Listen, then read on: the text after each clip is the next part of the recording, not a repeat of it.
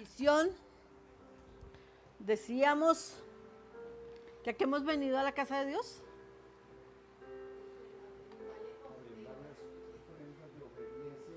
Alegrarle su corazón, ¿cierto? Haciendo ofrendas de obediencia y amor. Entonces usted puede estarse imaginando que Él está feliz, contento, Él está alegre porque estamos aquí en donde a Él le ha placido llamarnos, convocarnos a sus pies. Amén. Ese es el corazón. Y si usted sabe que el corazón del Padre está contento, pues obviamente su corazón también tiene que estar feliz, contento. O sea, porque no puede ser que yo esté aquí aburrido, triste y esté esperando que el corazón de mi Padre esté feliz y contento. Entonces tiene que tenemos que ser congruentes con lo que decimos y lo que realmente somos. Amén. Dice la palabra en el Salmo 83 en esta mañana, la vamos a leer en el nombre del Padre, del Hijo, del Espíritu de Dios, teniendo la certeza de que ella es lámpara para nuestros pies, lumbrera en nuestro camino, pan de vida. Amén. Por lo cual todos los días y en todo tiempo tenemos hambre y sed de ella, y al tomarla sentimos que ella nos suple a nuestra necesidad. Amén. Dice la palabra en el Salmo 83, dice plegaria pidiendo la destrucción de los enemigos de Israel. Sabemos que nosotros también somos esa Israel, ¿verdad? Y dice el versículo 1, esto es un cántico de Asaf, en el que por el relato está pasando, como la mayoría de los tiempos del pueblo, momentos muy difíciles y muy peligrosos. Dice, oh Dios, no guardes silencio, no calles, oh Dios, ni te estés quieto, porque he aquí que rugen tus enemigos y los que te aborrecen alzan cabeza. Contra tu pueblo han consultado astuta y secretamente y han entrado en consejo contra tus protegidos. Han dicho, venid y destruyámoslos para que no ¿qué? Sean nación. Dice, y no haya más memoria del nombre de Israel, porque se confabulan de corazón a una contra ti han hecho alianza.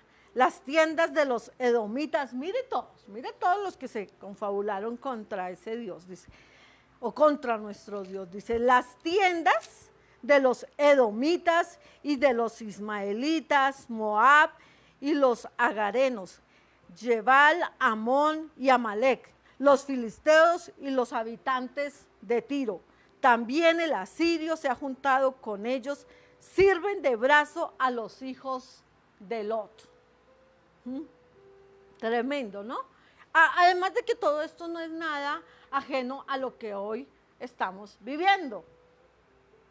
Y dice el versículo 9, dice, hazles como a Madián, como a Sísara, como a Yabín, en el arroyo de Sisón, que perecieron en Edor, fueron hechos como estiércol para la tierra. Pon a sus capitanes como a Oreb y a Seb, como a Seba y a Salmuna, a todos sus príncipes, que han dicho, heredemos para nosotros las moradas de Dios. Estos son bien tremendo, ¿no? El convencimiento de la humanidad dice, Dios mío, ponlos como torbellinos, como hojarascas delante del viento, como fuego que quema el monte, como llama que abraza el bosque. Nosotros pensaríamos ahorita, no, ¿cómo vamos a pedir eso? A veces nos creemos más misericordiosos que el mismo Dios. Dice el 15, persíguelos así con tu tempestad y atérralos con tu torbellino. Llena sus rostros de vergüenza. Oye, así tenemos que orar por las mañanas. Y dice, y busquen tu nombre, oh Jehová. Sean afrentados y turbados para siempre, sean deshonrados y perezcan, y conozcan que tu nombre es Jehová, y tú solo, altísimo sobre toda la tierra. Amén y amén. perdón. Este es un salmo que inicia como una súplica, ¿cierto? Porque se haga manifiesta la intervención divina, la obra de Dios, ¿cierto? De misericordia y de justicia, de defensa para su pueblo. Pero vemos que el salmista en el versículo 18 argumenta algo bien que nosotros nos tendríamos que tener ahora muy presente. Y dice, y conozcan que tu nombre es Jehová. O sea, que la humanidad entera, aquellos que se creen dioses, dueños, soberanos, poderosos, invencibles, conozcan quién es Jehová. Y dice, que tú solo altísimo sobre toda la tierra. Entonces, para el salmista, cuando dices, hazles saber que tu nombre es Jehová y que tú eres solo el Altísimo, es porque realmente a pesar de lo que vivían por su necedad, por su desobediencia, este pueblo, ellos sabían que en el momento en que se decidían a clamar y a pedirle, a creer en ese Dios Altísimo, Él les iba a responder. Y eso es lo que nosotros necesitamos ejercitar ahora, tener esa confianza, esa seguridad de que Él no nos abandonará, que Él no nos dejará solos, que no seremos avergonzados, sino que Él nos defenderá. ¿Contra quiénes? Mira, aquí habla, fueron 10 pueblos, creo que son los que menciona ahí, todos. Y ellos no solamente querían desmentir un Dios, sino que no se le diera culto a ese Dios. Entonces es lo que hoy vemos, ¿sí? La gente no solamente no quiere no creer en Dios, sino que quieren alar a los que sí, a que no creamos en Él. Entonces nos cierran las puertas, así como estos pueblos. Nos quieren colocar bozal, no quieren que hablemos de ese Dios todopoderoso, el único altísimo sobre la tierra. Y ellos pudieron haberse unido muchos, pero cuando nosotros, como hoy lo estamos conociendo en nuestro estudio bíblico, nos ocupamos de conocer los atributos de Dios, podríamos creer, tener la certeza que no hay enemigo para Dios, o sea, no hay quien pueda vencerlo, ni uno solo, ni porque se unan todos a la vez como aquí, no puede ser vencido nuestro Dios. Para que nosotros vivamos. Ahora, de pronto, nuestro enemigo en este tiempo no sea, como dice ahí el Salmo, el amorreo, no sea, ¿dónde está? Los edomitas, los amalecitas, los asirios, sí, todo lo que está en el 6 al 8. Eso de pronto nosotros no veamos esos enemigos ahora y no sean esos nuestros enemigos. Pero yo le escuché a alguien algo y dije, tiene toda la razón, que nuestro mayor enemigo está en medio de nuestras dos orejas. Nuestro mayor enemigo es nuestro yo, ¿verdad? Y de pronto nuestro enemigo tenga otro nombre. Nuestro enemigo puede tener ese nombre como de miedo. Les hago una lista de todo lo que yo pude pensar que puede ser mi enemigo para que yo viva en esa vida de victoria que ya el Señor Jesucristo conquistó por nosotros, que nos la ha ido mostrando día a día. Y dentro de esa lista de enemigos que podemos encontrar con un nombre propio, que nosotros mismos dimos lugar a eso, encontramos de pronto el miedo, la culpa, la soledad, el fracaso, la indiferencia, problemas económicos, enfermedad, la injusticia. Tal vez ese sea el nombre de nuestro enemigo. Y mire, para la humanidad siempre la muerte ha sido algo que genera miedo, ¿verdad? Que no quieren, es más, se ha ocupado mucha parte de la ciencia de la humanidad a buscar el secreto, el elixir de la juventud eterna, ¿verdad? Pero la muerte, nuestro mayor enemigo no es la muerte. Nuestro mayor enemigo son todas esas cosas a las que nos mantienen atados y nos impiden vivir en esa vida de victoria que el Señor quiere para nosotros, ¿m? Que Él ya conquistó en esa cruz del Calvario, que al resucitar podemos contar con que en verdad en Cristo somos más que vencedores, ¿sí? Entonces, esos enemigos internos que nosotros mismos fabricamos. Porque eso es el enemigo, no puede venir a colocárnoslo. Entonces, ahí sí como le he escuchado a un amigo que quiero mucho, dice, no le echen la culpa toda al diablo. No, seamos, o sea, reconozcamos nuestra debilidad, reconozcamos nuestra culpa, ¿sí? Pero así como este pueblo, yo creo que es el tiempo que necesitamos, o sea, ¿qué hacemos con todos estos enemigos? Porque así como este pueblo en este momento y como Asaf desata este cántico, no venimos a ese Dios, a ese Altísimo, a ese Todopoderoso, a ese Soberano, a ese Padre que nos ama, ¿cierto? Y nos disponemos a que Él nos haga esos hombres y mujeres, esa iglesia, que por esa obra en la cruz del Calvario nosotros podamos ser libres de todo eso que en verdad son nuestros enemigos. De pronto esa falta de compromiso en nuestra vida en Cristo, esa falta de compromiso para todo lo que Él nos ha dicho y que nosotros le hemos prometido y le hemos incumplido. ¿Saben ustedes que el enemigo, él no tiene la culpa que nosotros no seamos esa iglesia, esos hombres y mujeres de compromiso para con Dios? No. Él no tiene la culpa la tenemos nosotros. Pero Él sí hace una tarea bien diligente. Él nos seduce, Él nos hace caer y después de que nosotros, por voluntad propia, caemos, Él nos acusa.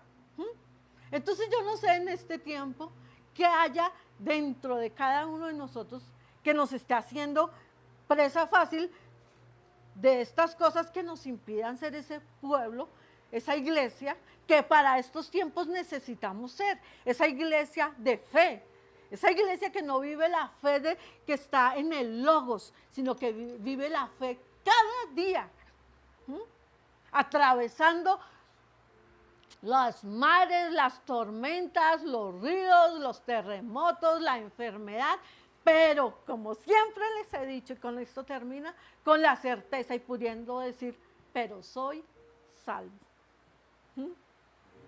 Amén.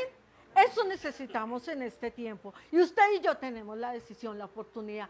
Dios en todo tiempo está dispuesto para nosotros. Es más, Él es el que nos busca. Él nos insiste.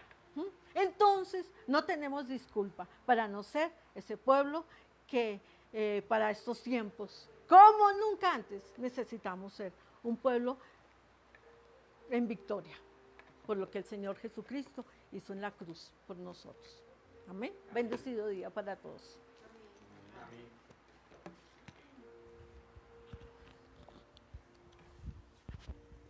Traje mi Biblia grande.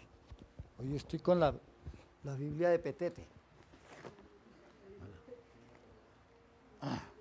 Es que esta es la Excalibur. Amén.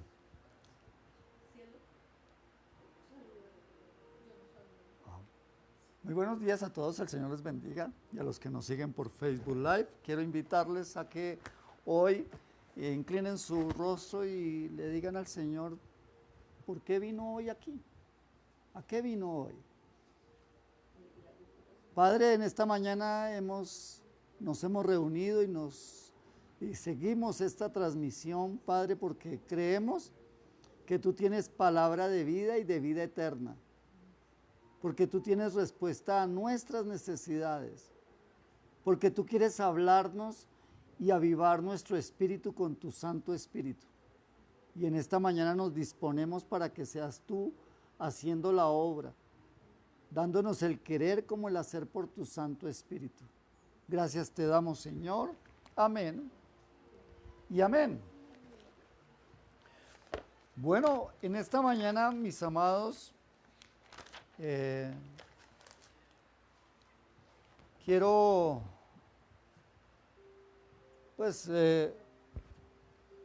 reflexionar con el hecho de lo que hoy está el mundo cristiano conmemorando, ¿cierto? A través de esta semana.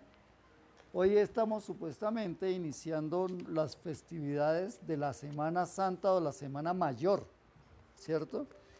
Y esto tiene que ver es con esos eventos que inician el primer día de la semana con este Domingo de Ramos. Pero ¿por qué le llamamos el Domingo de Ramos? ¿Sí? ¿Qué es lo que sucede? ¿Por qué, o sea, ¿por qué la trascendencia? ¿Por qué le dan tanto énfasis a este inicio? Y es que hace 2000 años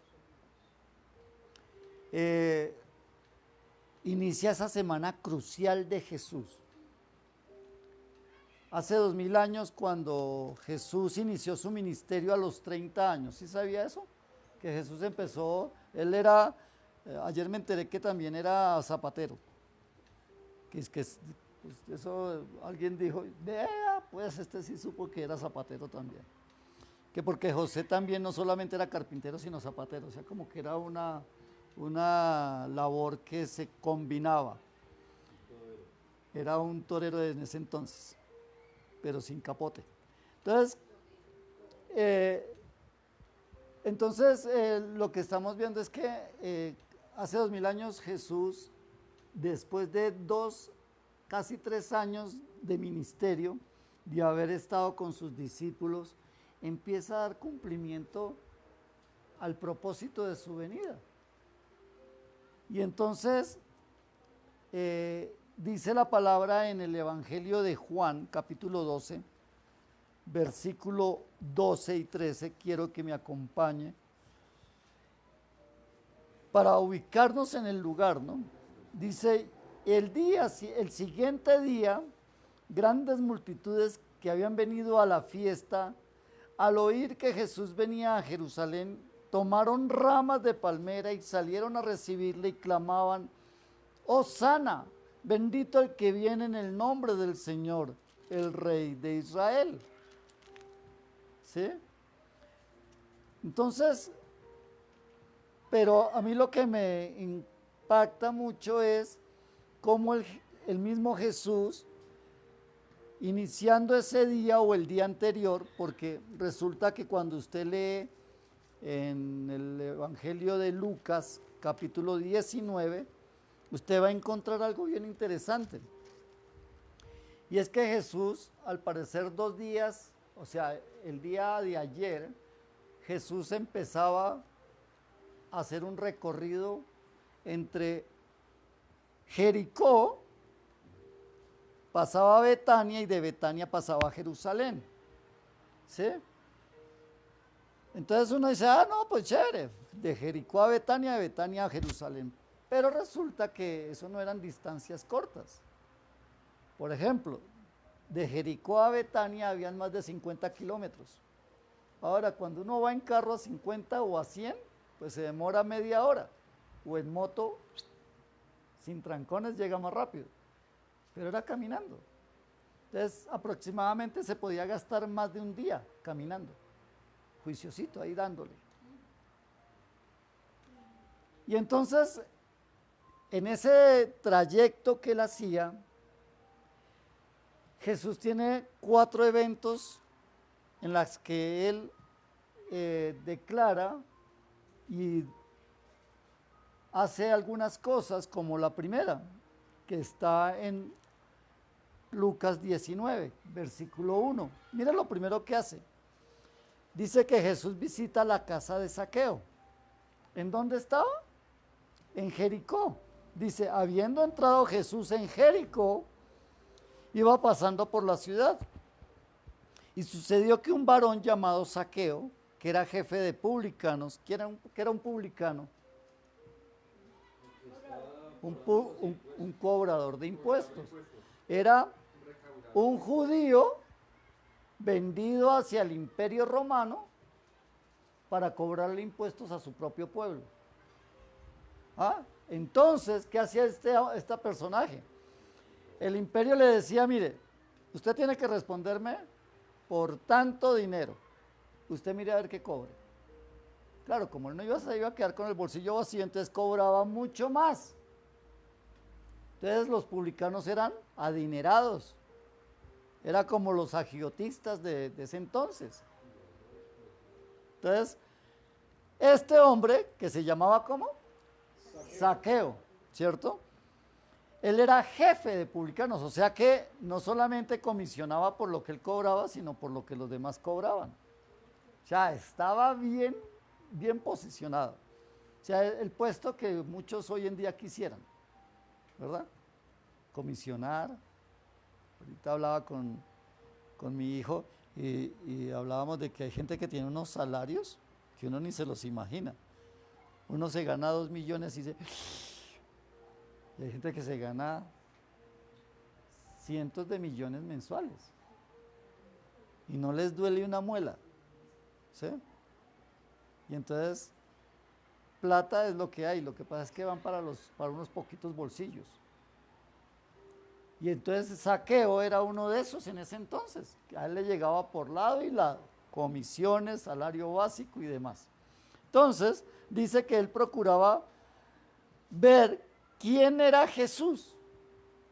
¿Por qué creen ustedes que él procuraba conocer quién era Jesús? Porque quizás había escuchado de él, había tenido referencias. Oiga, ¿sí sabe que Jesús? ¿Cuál Jesús? El que sana, el que hace milagros, el que resucita muertos, el que multiplica panes, el Mesías. Y él dijo, no, yo quiero conocerlo. Pero el problema era que era bajito. ¿Y usted ha ido a algún lugar donde hay multitudes?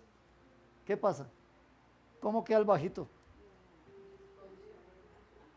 No puede ver. Entonces mire lo que dice. Dice, como él procuraba ver quién era Jesús, pero no podía a causa de la multitud, pues era pequeño de estatura, él corrió y se adelantó y se subió a un árbol sicomoro para verle, porque había de pasar por allí. Cuando Jesús llegó a aquel lugar, miró hacia arriba, le vio y le dijo, Zaqueo, ¿usted qué hace allá, hermano? ¿Sí? ¿Qué hace usted allá? Bájese. Y le dijo, Zaqueo, date prisa, desciende, porque hoy, ¿cuándo? ¿Cuándo? Hoy es necesario que pose yo, ¿en dónde? En tu casa. Oiga, a mí me pareció muy curioso que Jesús, antes de empezar su semana de padecer, de pasión, él se ocupa en dejarnos una enseñanza del propósito por el cual él venía. Y escoge como ejemplo al peor de los judíos, a un cobrador de impuestos, el más odiado entre todo el pueblo, para decirle que él necesitaba irse pronto a su casa para que le recibiera. Pero le da una razón del por qué. Dice, entonces él descendió a prisa y le recibió gozoso. O sea, eso fue rapiditico, ¿no? ¿Cómo fue él? Deprisa, ¿cierto? Así como nosotros. La iglesia, ¡pum!, de una vez. Eso no hay que hacer nada para la iglesia. Eso no hay que primero vayamos allí, hagamos allí, no. Tan pronto el Señor le dijo, Zaqueo, baja de ahí, porque es necesario que yo hoy vaya a tu casa. Él se bajó, yo creo que se tiró el enano. Allá se jondió. Y corrió a su casa y le preparó. Y dice que él le recibió gozoso. Al ver esto, ¿qué pasó? Todos murmuraban diciendo que había entrado a posar con un hombre pecador. ¿Quiénes creen que eran los que estaban criticando eso? La gente religiosa. Todos los que se creen buenos y que si se mezclan con un pecador, entonces ya se mancharon sus ropas. ¿Sí? Aquellos que no encuentran una iglesia donde congregarse porque todas tienen defectos. Y resulta que todas las iglesias tienen defectos, ¿por qué? Porque los componemos gente pecadora, defectuosos, necesitados de Dios. Somos como Zaqueo. Y entonces él dice que él lo empezaron a criticar y murmuraban diciendo que había entrado a posar con un hombre pecador. Entonces, Zaqueo puesto en pie. Entonces, imagínense, llegó Jesús a su casa, que no debía de ser cualquier casa, debía de ser la casa. Si Mateo tenía buena casa, ¿cómo sería la casa de Zaqueo, que era el jefe de publicanos? Entonces debía de tener una buena casa, y entonces se paró, o sea, el tipo llegó, salió corriendo y empezó a decirles, oiga, vamos, los espero en la casa, y empezó a reunir gente. Vamos, los espero en la casa. Cuando estaba Jesús ahí, él se puso puesto en pie y dijo al Señor, he aquí, Señor, la mitad de mis bienes las voy a dar a todos los pobres. Mire lo que hace Jesús en una vida rendida a Él, obediente a Él. ¿Sí? Nosotros podemos venir a la iglesia todas las veces que queramos, pero si no hay disposición, no va a pasar nada. ¿Por qué? Porque Dios no va a tropezar ni va a atropellar tu voluntad. Él un día decidió darte un libre albedrío, Él no te lo va a quitar a la brava. Él quiere que tú le rindas tu voluntad a Él voluntariamente. Y entonces él le dijo Zaqueo, Señor, conste que aquí no le ha dicho nada a Jesús. No le dijo, oiga, Zaqueo, usted sí es muy faltón, usted debería de arrepentirse y de repartir la mitad de su plata. No, Jesús no le dijo nada. Así como en las iglesias, o al menos acá, a nadie le prohibimos ni le demandamos nada. ¿Sí? Ay, es que allá en esas iglesias le obligan a uno a diezmar. Ay, no, que aquella en esas iglesias no lo dejan a uno ir a pachanguear. No, aquí yo no les superviso nada de eso. Cada quien es directamente responsable de su relación con Dios. Y aquí Zaqueo, al recibir a Jesús en su casa, es redarguido, es convencido de su pecado. Y entonces cuando hay un verdadero arrepentimiento, ¿qué genera el verdadero arrepentimiento? Un anhelo de restituir. Ah, yo pequé, perdóname, Señor. Es como el que, uy, va, se santigua para irse a robar, roba y dice, uy, gracias, Señor, porque estoy ganado. No. El verdadero arrepentimiento, Él te dice, devuelve lo robado, reconcíliate con tus hermanos, ven a paz conmigo. Y entonces Él dice, la mitad de mis bienes la voy a dar a los pobres. Pero escuche esto, dice, y si alguno ha defraudado, ¿usted cree que había defraudado a alguno? Pues yo creo que sí, y harto. Pero entonces Él dice, y si alguno ha defraudado a alguno, se lo devuelvo cuadruplicado. Eso es restituir. Usted quiere ver en su vida cambios, transformación, ver la mano de Dios obrando en usted. Usted tiene que arrepentirse, pero que el genuino arrepentimiento traiga restitución. ¿Amén? ¿Sí hicimos amén? Amén. Eso. Ahora, ¿qué más dice? Entonces Jesús le dijo, ¿qué le dijo Jesús? ¿Qué respuesta dio Jesús a esa actitud? Dice, Jesús le dijo, hoy ha venido la salvación a esta casa. No le estaba diciendo que a los ladrillos, a las generaciones de esa casa, de ese hombre. La bendición vendría sobre Zaqueo y sus generaciones. Ahora, cuando hablamos de salvación, viene de la palabra soteria. ¿Qué significa esto? Liberación, preservación, sanidad, prosperidad, felicidad, rescate, bienestar general. Todo eso significa salvación.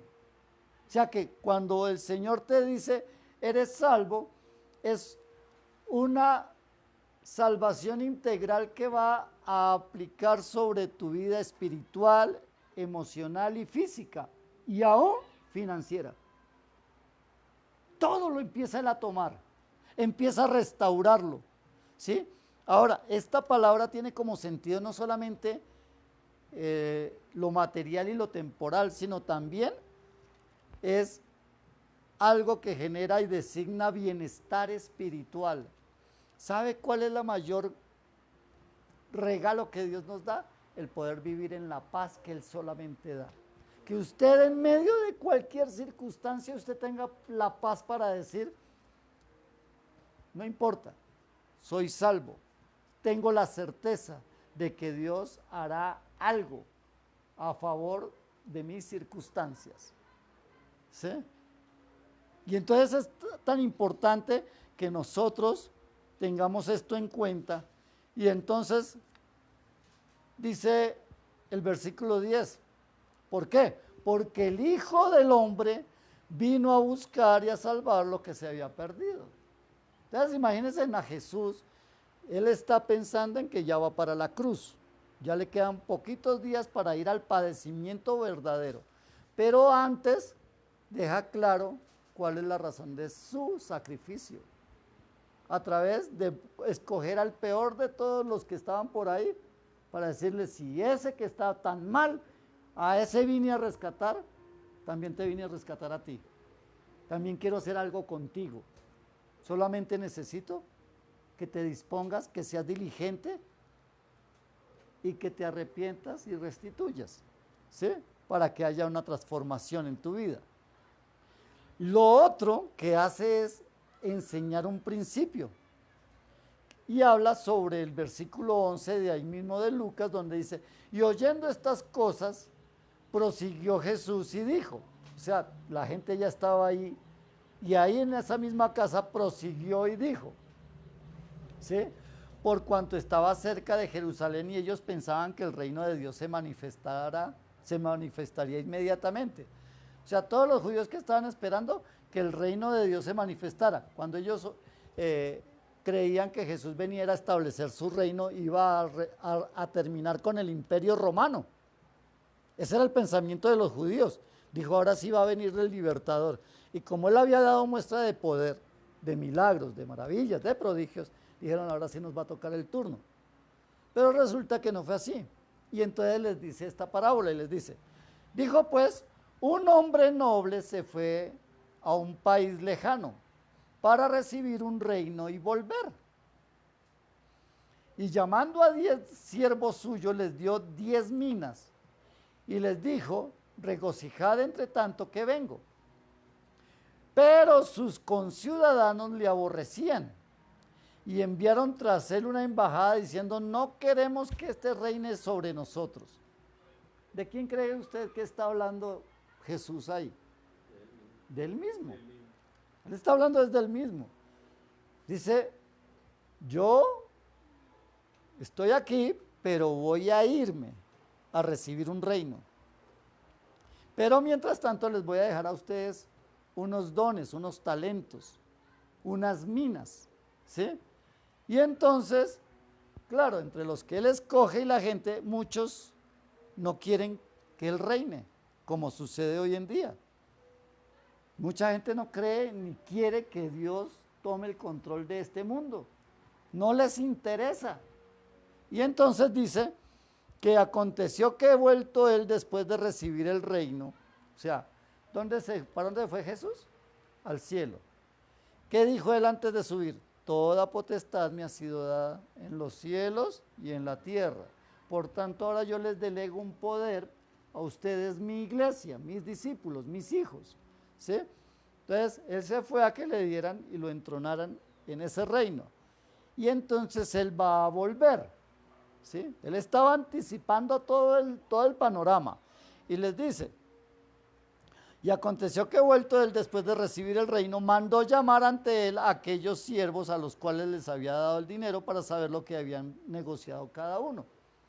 ¿Quiénes son esos que recibieron el dinero? La iglesia. Somos nosotros. Luego dice, vino el primero diciendo, Señor, tu mina ha ganado 10 minas. Él le dijo, está bien, buen siervo, por cuanto en lo poco has sido fiel, tendrás autoridad sobre 10 ciudades. Vino otro diciendo, Señor, tu mina ha producido 5 minas.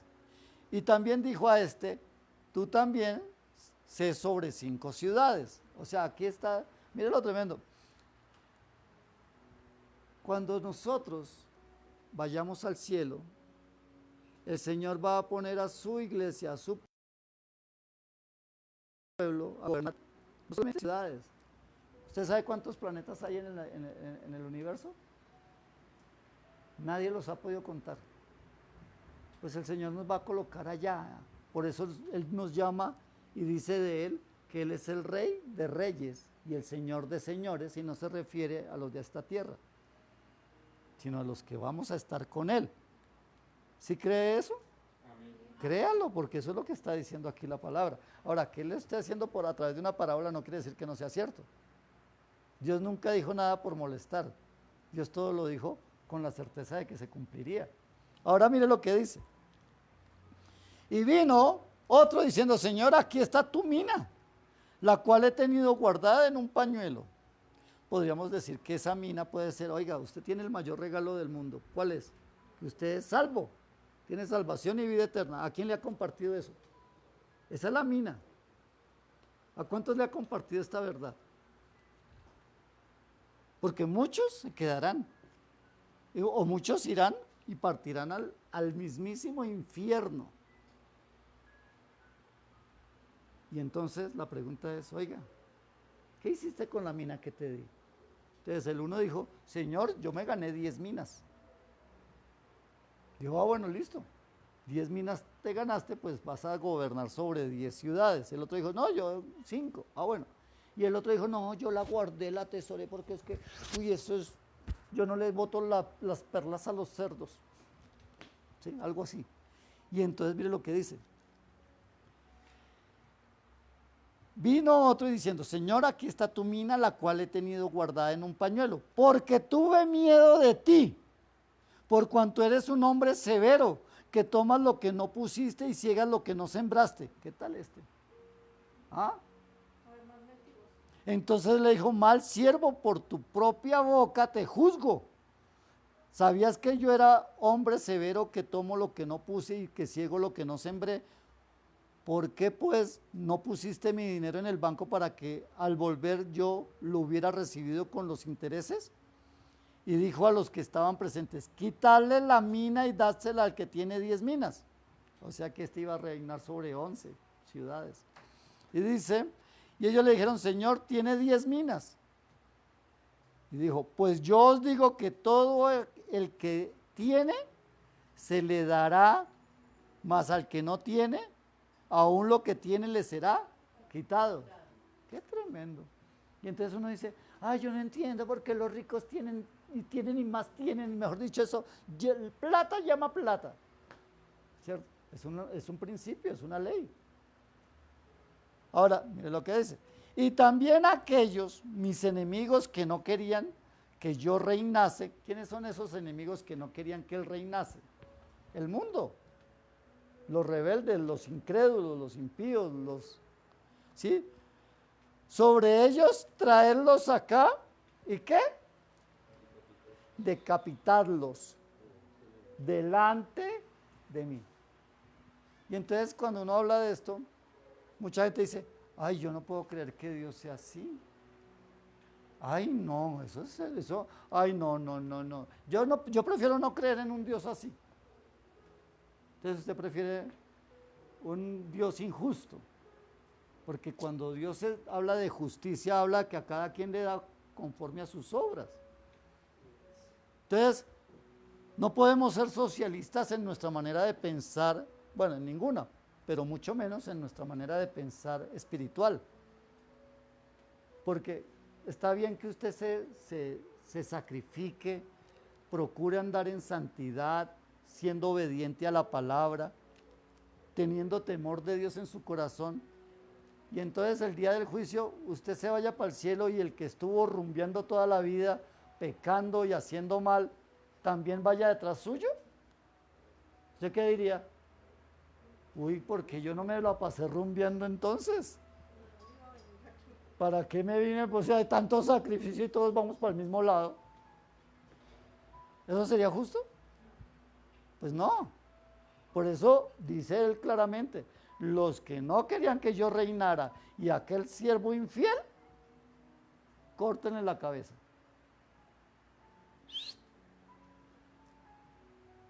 ¿Qué opina usted al respecto? Es palabra de Jesús. Cuando usted tiene una Biblia, Hay Biblias que aparece en el Nuevo Testamento, todo lo que Jesús dijo aparece en rojo. Y estas son palabras de Jesús. Eso fue lo que hizo Jesús antes. Pero además, otra cosa que hizo antes de entrar a Jerusalén, ¿sí? Que ahí es más adelante, dice en el versículo 28, que Jesús entra triunfalmente a Jerusalén. ¿Sí? Pero en Juan, volviendo a Juan, en el capítulo 12, cuando empieza el capítulo 12 dice que hay un acontecimiento. ¿Cuántos acontecimientos van? Dos. ¿Sí? Saqueo y la parábola. Ahora mire lo que sucede. Dice, 6 días antes de la Pascua vino Jesús a Betania. O sea, ya esto lo anterior pasó en Jericó, ¿cierto? Ahora viene a Betania. Y entonces dice que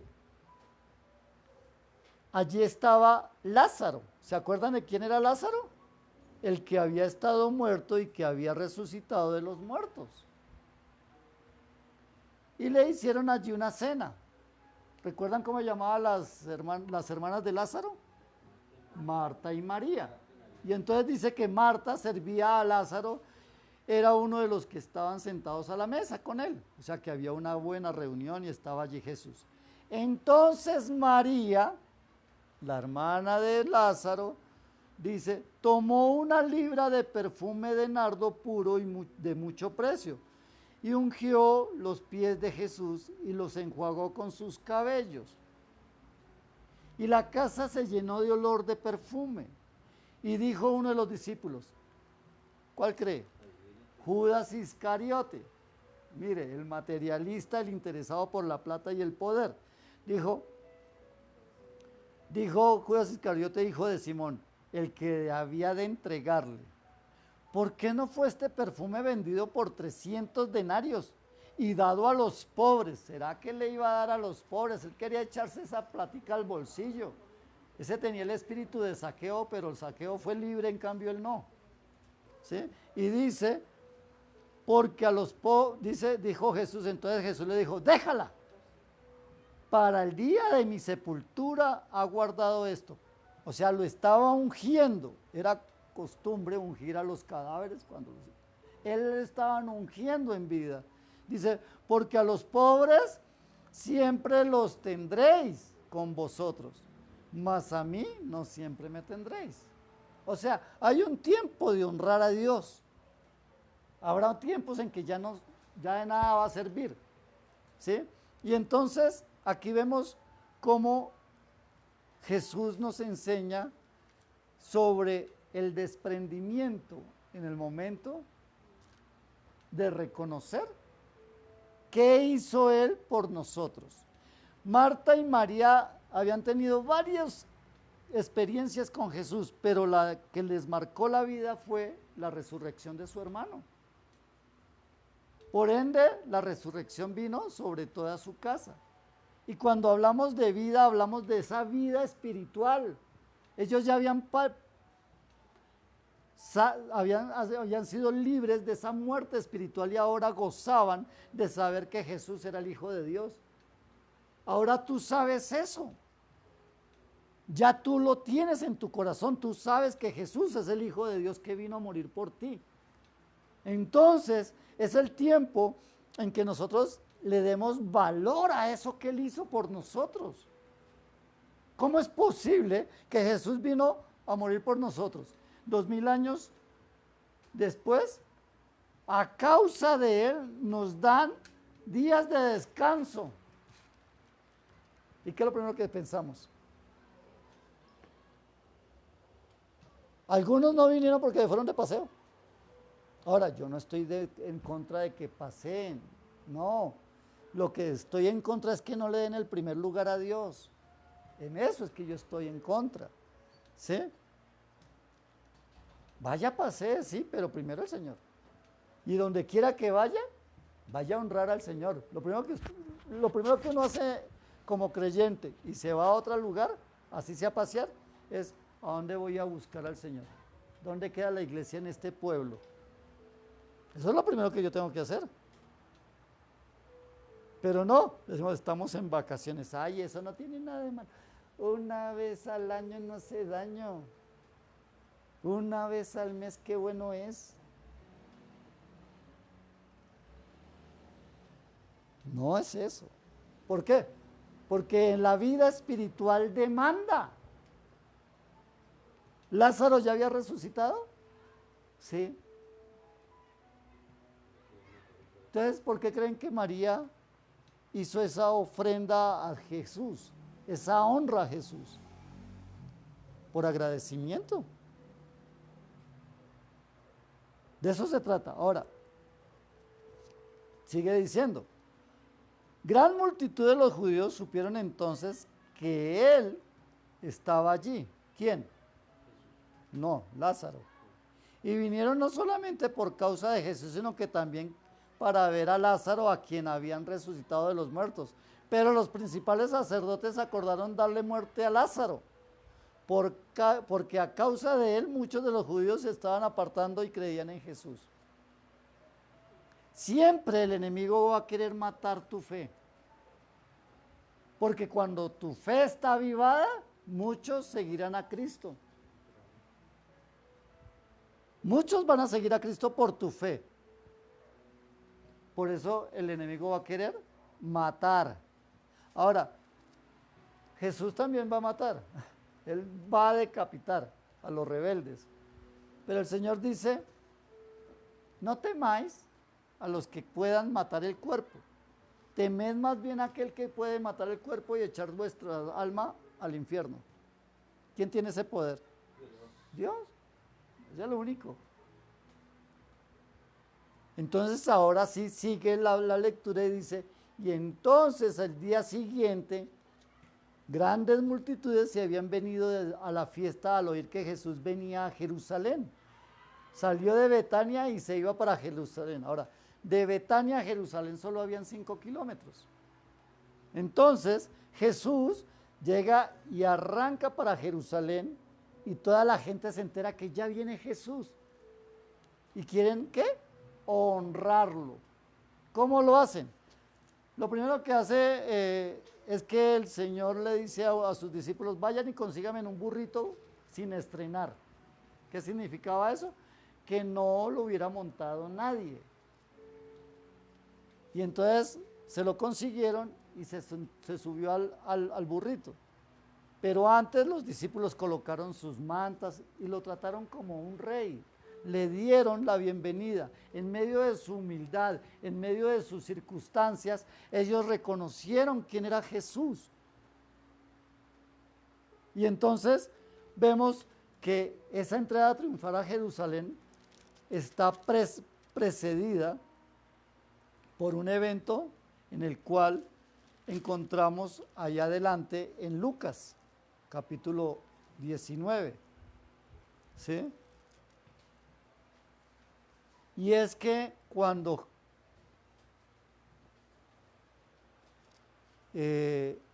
todos están clamando, en el versículo 39 dice, entonces algunos de los fariseos que estaban entre la multitud le dijeron, maestro, reprende a tus discípulos, porque le decían, bendito el rey que viene en el nombre del Señor. Y entonces él les respondió y les dijo, os digo que si estos se callaran, las piedras clamarían. Y cuando llegó cerca a la ciudad, al ver, lloró sobre ella. ¿Qué fue lo que hizo Jesús? Jesús llegó y estando ya allá en la cima, vio y allá estaba Jerusalén. ¿Y qué cree que usted que era lo que más resaltaba en Jerusalén? Lo que más resaltaba en Jerusalén era el templo. ¿Sí? Y estando ahí, él se queda mirando a Jerusalén y dice así, oh, si también tú conocieses, a lo menos en este tu día, lo que es para tu paz. ¿A qué se refería? Que había un pueblo común, el común de la gente estaba clamando a Dios, pero los del templo no estaban clamando a Dios, no estaban honrando a Dios. Y entonces le dice, oh Jerusalén, si ustedes conociesen a lo menos lo que es este día para ustedes, lo que es la paz para ustedes, mas ahora está encubierto de tus ojos. ¿Qué es lo que impide que uno sea espiritual? ¿Qué dice la palabra? Lo que es nacido de la carne, carne es. Lo que es nacido del espíritu, espíritu es. ¿Qué es lo que me impide ser espiritual? La carne. Mis deseos, los deseos de la carne, los deseos de los ojos, la vanagloria de este mundo. Entonces, este mundo siempre va a querer atraerte y te va a decir, no, mira, no te pongas a ese de que buscar a Dios, eso era en tiempos pasados. Más bien usted busque billete. El billete es lo que importa ahorita. Y entonces, ¿cuál es mi Dios cuando es el billete? Pues es el billete. Ese se convierte en mi Dios. ¿Por qué creen ustedes que los billetes de dólar dice, ¿cómo es que dice Dios? En Dios confiamos, pero ellos no están diciendo que Dios Jehová, no, en el Dios billete. Es el Dios dinero. Ahora, ¿qué dice la palabra? Dice que las riquezas no son malas. Malo es confiar en las riquezas. Entronar en las riquezas en su corazón es lo malo. Si usted cree que la respuesta para todos sus problemas es el billete, usted ya entronó al billete en su corazón como Dios. Porque para mí, el que me soluciona todos mis problemas es Dios. Nadie más. Yo puedo tener los bolsillos llenos de plata y tener más problemas que los que puedo tener hoy. La plata no es la solución, mis amados. Y entonces él dice, entonces les dice, hoy si ustedes supieran, porque vendrán días sobre ti, cuando tus enemigos te rodearán con vallado, te sitiarán por todas partes y te estrecharán, te derribarán a tierra y tus hijos dentro de ti, y no dejarán en ti piedra sobre piedra, por cuanto ¿qué? No conociste el tiempo de tu visitación. ¿Cuántas familias uno les ha predicado, les ha dicho, mire, busquen a Dios, oiga, no sea parte de Dios, oiga, agárrese de Dios, pero no hacen caso? Y después los ve uno en destrucción, en decadencia, en problemas, en enfermedades críticas. ¿Por qué? Porque han perdido el cerco de protección que solamente Dios puede dar. Nadie más lo puede dar. Y así Jesús se lo advierte a Jerusalén. ¿Y hoy qué cree que está haciendo en esta mañana? Si usted está escuchando esto y si allá a través de internet nos están viendo y nos están escuchando, ¿qué cree que nos están diciendo? Pues que pongamos atención a esto, porque vienen momentos en que el Señor vendrá, y así como le dijo en la parábola de las minas, aquellos que no querían que yo reinara, tráigalos y hágame el favor y ejecútelos. Pues esa parábola está por cumplirse ahora, porque ¿qué dice el Señor? Dice que cuando Él venga enviará a sus ángeles y levantará ¿a quién? A la iglesia, a la fiel y verdadera, no a la iglesia como todo el mundo piensa, toda la iglesia. Muchos son los llamados ¿y qué? Y pocos los escogidos. Una iglesia verdadera se reconoce por su dedicación y obediencia a la palabra. No al letrero, es que somos Kadosh International, no, usted puede tener el nombre santo, santo, santo, pero si no es obediente, de nada le sirve. Y entonces, ¿el qué dice? Dice que vendrá el momento en que habrá juicio, y este es el tiempo de su advenimiento. Jesús, la iglesia, la verdadera iglesia, la que escudriña la palabra, sabe que Jesús viene pronto. Yo no sé si 1 año, 2 años, 5 años, 10 años, no lo sé. Ni el día ni la hora lo sabemos, pero sí podemos hacer cuenticas. Y si usted escudriña la palabra, usted puede hacer cuenticas. Y esas cuenticas pueden ser más corticas de lo que usted cree. Podrían ser no más de 7 años. Por ejemplo, podría ser para la iglesia que venga antes. La verdadera iglesia, ¿sabe qué dice? Ven pronto, Señor Jesús. ¿Tienes algo que perder en este mundo? No. Ahora, si crees que tienes algo que perder, es porque no estás haciendo espiritualmente lo que te corresponde. Porque si yo te digo, oye, tengo aquí en esta mano 1 libra de oro y aquí tengo un billete de 100,000, ¿cuál quieres? ¿Usted cuál escoge? ¿Derecha o izquierda? De derecha, ¿cierto? Usted coge la libra de oro. ¿Cuánto está el gramo de oro? Como a 60.000 pesos, 70.000 pesos. Por favor, la bolsa, valores. Metámonos en la. Entonces, lo mismo es el mundo. ¿Qué escoges tú, el mundo o lo que Dios te ofrece? Si tú eres conocedor de la palabra, sabrás que escoger lo que Dios dice es escoger lo eterno. Escoger lo que el mundo dice es escoger lo efímero, lo pasajero. Amén. Gloria a Dios por eso. Entonces, para terminar, dice el versículo 45. Lo siguiente, dice, y entrando en el templo comenzó a echar fuera a todos los que vendían y compraban en él, diciéndoles, escrito está, mi casa es casa de oración, mas vosotros la habéis hecho cueva de ladrones. ¿Qué viene él a hacer? ¿Sabe cómo Jesús purifica la iglesia? Con la prueba, con la dificultad. ¿Qué es lo que nos hace volver la cara a Dios? Las dificultades. Aquí Jesús nos enseña que Él vendrá y va a echar fuera a todo lo que haya en su templo que no corresponda a Él. Vendedores, cambistas. ¿Por qué? Porque escrito está, mi casa es casa de oración, mas vosotros la habéis hecho cueva de ladrones. Entonces el Señor se va a encargar de purificar su casa, su templo. Tú eres el templo de Él. Y si hay algo que no está correcto en tu vida, el Señor se va a encargar de enderezarlo. ¿Por qué? Porque Él te llamó, Él te escogió y no te va a soltar. Él no te va a soltar. Porque dice la palabra que nadie podrá arrebatarle ni una sola ovejita de su mano. Los que Él llamó, a Él los escogió. Y a los que escogió, predestinó. Y a los que predestinó, los preparó. ¿Para qué? Para gloria de su nombre. Así que, váyase despidiendo de todo lo que hay en este mundo. Sáquelo de su corazón, desarráiguelo. Eso no sirve. No lo vaya a cambiar por el amor de Dios. No vaya a cambiar el amor de Dios por lo que le están ofreciendo en el mundo. Amén. Entonces ya estamos preparando para el día del Domingo de Ramos. ¿Ya entendimos qué es el Domingo de Ramos?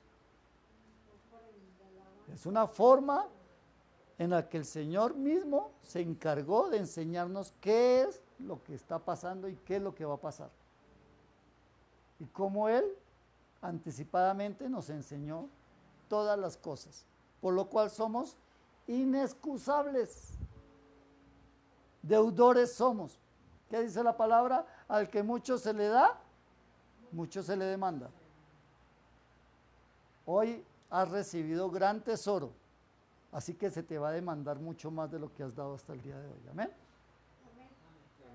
Inclinemos el rostro y vamos a orar. Padre, gracias te damos en esta mañana por tu preciosa palabra, Padre, porque, Señor, nos permites al conmemorar este día en el cual el mundo cristiano celebra el día de Ramos, Señor. El día en que tú entraste a Jerusalén y fuiste ovacionado, proclamado como el Hijo de Dios, el Salvador, Emmanuel, Dios con nosotros. Gracias te damos porque también a través de esta enseñanza nos mostraste cómo tú preveíste cada cosa, cómo esos 5 acontecimientos que antecedieron y precedieron a tu entrada a Jerusalén nos dejó grandes enseñanzas. De que tú viniste por los pecadores, como Zaqueo, Señor. Que necesitamos ser diligentes, prontos, Señor, para acercarnos a ti y con un corazón arrepentido seamos de los que restituimos, Señor. Que muestra de nuestro genuino arrepentimiento es la restitución. Pero también nos enseñaste, Señor, que tú eres ese rey que recibiste un gran reino, pero que también entregaste, Señor, unos talentos, un mensaje de salvación y vida eterna para que la compartiéramos. Porque de la misma manera en que lo hagamos, asimismo tú recompensarás en el cielo.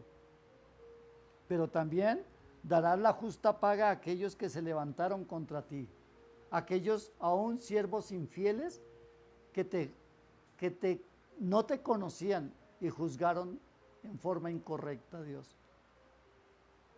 Nos enseñaste la importancia de ser agradecidos y después de conocer la resurrección poder entregarte, Señor, el mejor perfume que salga y podamos extractar de nuestra vida, Señor.